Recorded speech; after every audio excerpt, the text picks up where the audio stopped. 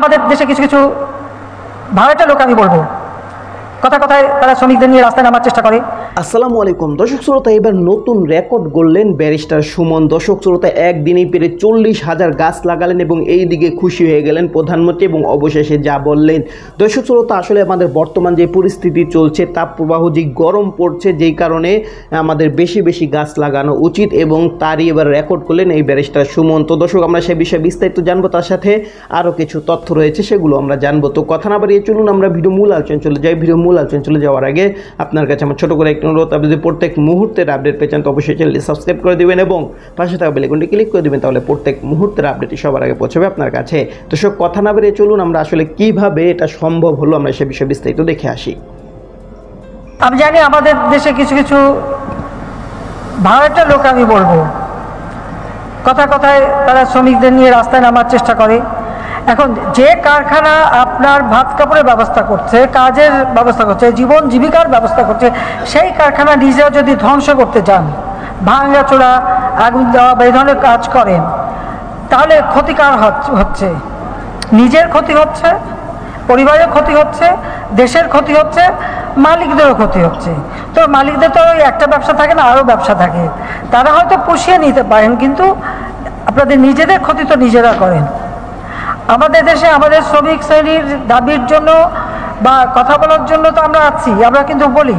আমি প্রধানমন্ত্রী শুধু না, আমি জাতির পিতা বঙ্গবন্ধু শেখ মুজিবের মেয়ে, আমি সেইভাবেই নিজেকে বিবেচনা করি।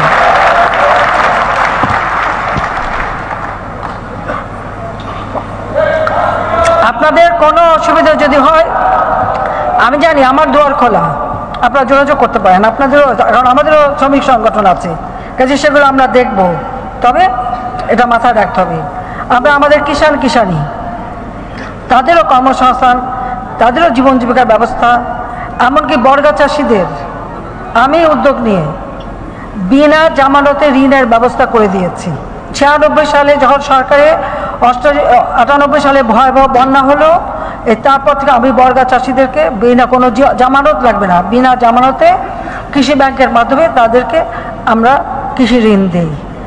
শিশু শ্রম বন্ধ করবার জন্য আইন করে শিশুদের লেখাপড়া যাতে হয় সে ব্যবস্থা আমরা করে দিয়েছি। শিশু শ্রম, যে সমস্ত শ্রমে শিশুদের ক্ষতি হতে পারে সেগুলি যাতে তারা না করতে পারে সে ব্যবস্থাও আমরা নিয়েছি।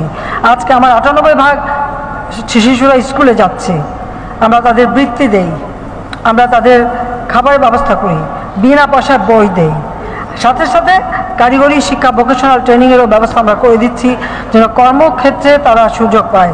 এবং কর্মসংস্থান বাড়ানোর জন্য ব্যাপক হারে বেসরকারি খাতকে উন্মুক্ত করে দিয়েছি, যেটা আগে ছিল না।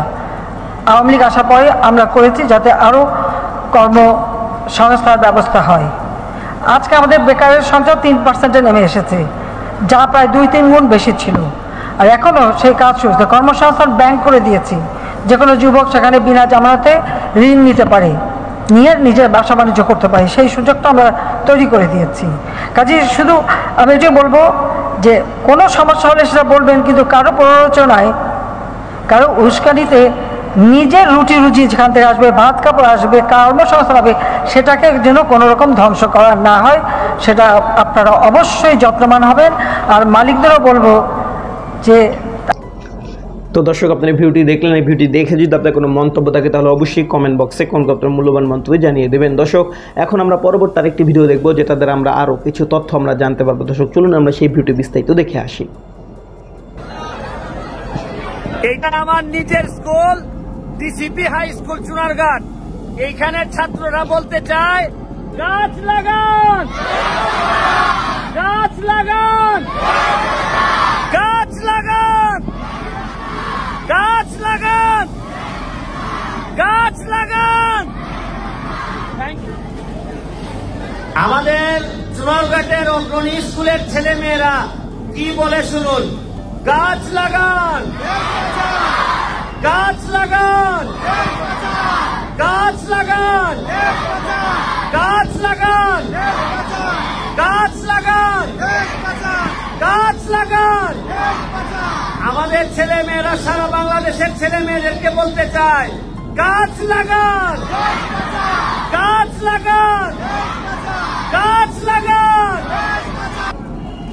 আমাদের সোনারঘাটের শ্রীগুটা স্কুলের ছেলে মেয়েরা আজকে গাছ হাতে নিয়ে, যদিও এদের মনে একটু কষ্ট আছে যে এই ট্রেনিংটা অনেকদিন ধরে শেষ হয় না, কাজ কতদিন ধরে হয় না, এটা অনেকদিন ধরে। তারা সবাই মিলে আমরা মাননীয় মন্ত্রী মহোদয়ের দৃষ্টি আকর্ষণ করে বলছি একটু তাড়াতাড়ি এটা করে দিলে আমাদের জন্য জানটা বেঁচে যায়। তাহলে তোমরা, আমি আশা করি মাননীয় মন্ত্রী মহোদয় খুব দ্রুত এটা ব্যবস্থা গ্রহণ করবেন। আর আমি একটা জিনিস বলতে চাই তোমাদের মাধ্যমে, বাংলাদেশে বাঁচাইতে গেলে কি লাগাইতে হবে?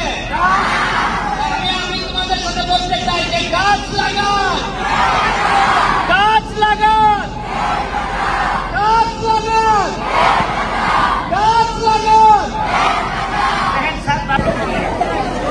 আপনারা দেখছেন আমের চারা বিতরণ কার্যক্রম চলছে। দেশটা সুমন ভাই নিজেই চারাগুলো বিতরণ করে দিচ্ছেন।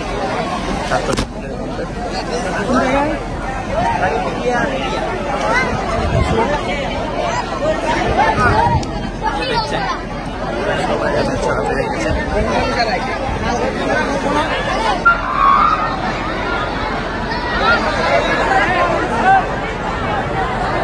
চাষিভাই ভাইদের সাথে চলে যাচ্ছেন।